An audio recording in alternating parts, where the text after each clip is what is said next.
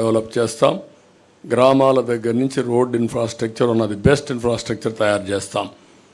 గ్రామాల నుంచి మండల హెడ్ క్వార్టర్ కానీ, మండలాల నుంచి జిల్లాలకు కానీ, జిల్లాల నుంచి మార్కెట్ ప్లేసెస్కి కానీ, పోర్ట్స్కి కానీ బెస్ట్ ఇన్ఫ్రాస్ట్రక్చర్, అది కూడా రోడ్ ఇన్ఫ్రాస్ట్రక్చర్ డెవలప్ చేస్తాం.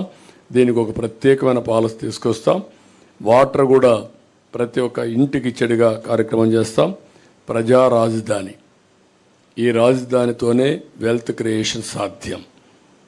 ఈ ప్రజా రాజధానిని మళ్ళీ పునరుద్ధరిస్తాం, పూర్వ వైభవం తీసుకొస్తాం. అదే సమయంలో ఇది ప్రజల రాజధాని కాకుండా ప్రతి ఒక్కరికి ఉద్యోగ కల్పన చేసే విధంగా ఉండేట్టుగా, రాష్ట్రానికి ఆదాయం పెంచే కేంద్రంగా తయారు చేసే బాధ్యత తీసుకుంటాం. పారిశ్రామికరణ, తెలుగుదేశం, మేము ముగ్గురం కలిసి దీనికి పర్ఫెక్ట్గా తీసుకెళ్తాం. పర్యాటకానికి చాలా స్కోప్ ఉంది, ఉద్యోగాలు వస్తాయి. ఈ రాష్ట్రంలో అనువైన ప్రదేశాలు ఉన్నాయి, ఇవన్నీ కూడా ఎక్స్ప్లోర్ చేసి ముందుకు పోతాం. అన్నింటికంటే ముఖ్యంగా ఫుడ్ ప్రాసెసింగ్కి ఎక్కువ ప్రాధాన్యత ఇస్తాం.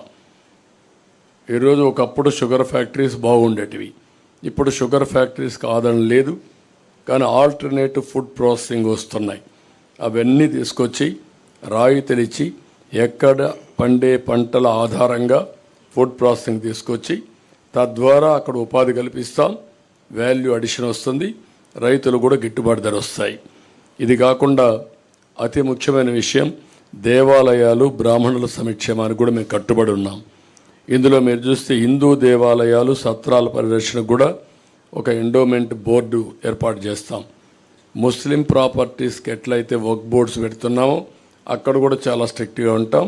హిందూ ప్రాపర్టీస్ కూడా ఎవరంటే వాళ్ళు కబ్జా చేయడానికి వీలు లేదు, ఇవన్నీ తీసుకొస్తాం. అక్కడ కూడా మసీదులకు ఆర్థిక సహాయం కానీ ఇమాములకు ఇచ్చినట్టు ఇక్కడ కూడా మీరు ఒకసారి చూస్తే వార్షిక ఆదాయం 50,000 రూపాయలు ఉన్న ఆలయాల్లో పనిచేస్తున్న అర్చకులకి కనీస వేతనం 15,000 రూపాయలు పెంచుతున్నాం. ఇంకొక పక్కన 50,000 కంటే తక్కువ ఉంటే 10,000 రూపాయలు ఇవ్వాలని చెప్పి నిర్ణయించాం.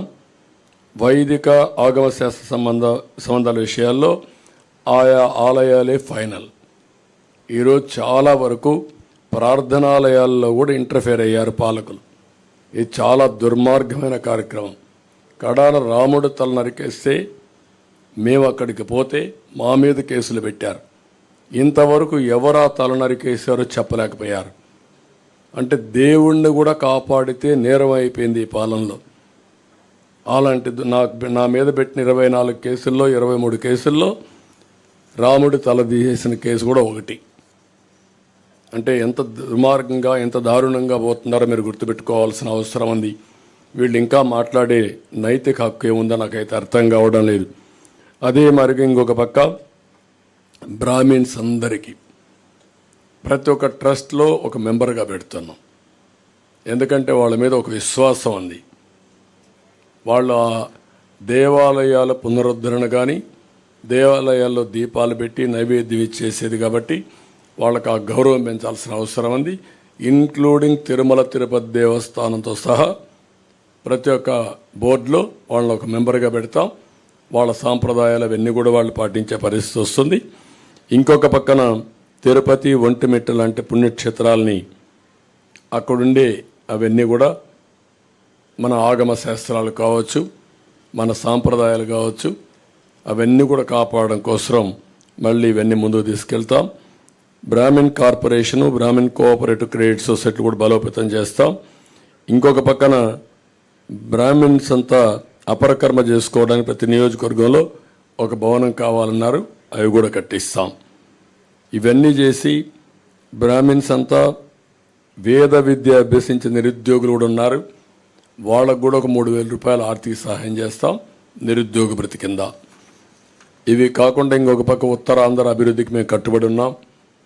విశాఖపట్నం ఆర్థిక రాజధానిగా చేస్తాం. పెద్ద ఎత్తున ఇండస్ట్రీస్ తీసుకొస్తాం. అదే మాదిరిగా భావనపాడు, విశాఖపట్నం ఎయిర్పోర్ట్ ఇవన్నీ చేసి విశాఖపట్నానికి పూర్వ వైభవం తీసుకొస్తాం. లా అండ్ ఆర్డర్ కంట్రోల్ చేస్తాం. ఈ కబ్జాలు అరికడతాం. రాయలసీమని హార్టికల్చర్ హబ్గా చేస్తాం. ఇండస్ట్రీస్ తీసుకొస్తాం.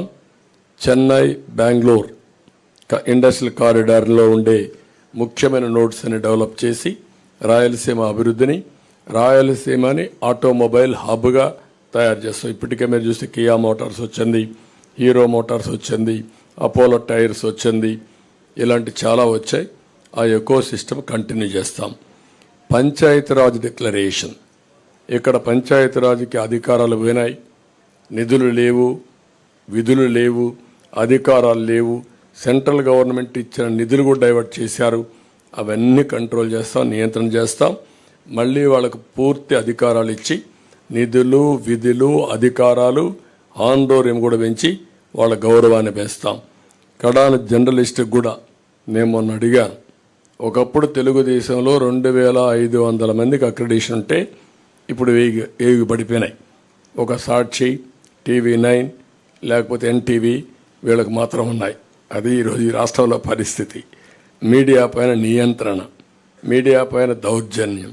అందుకే పూర్వ వైభవం తీసుకొస్తాం, అందరికి అక్రిడిషన్ ఇస్తాం.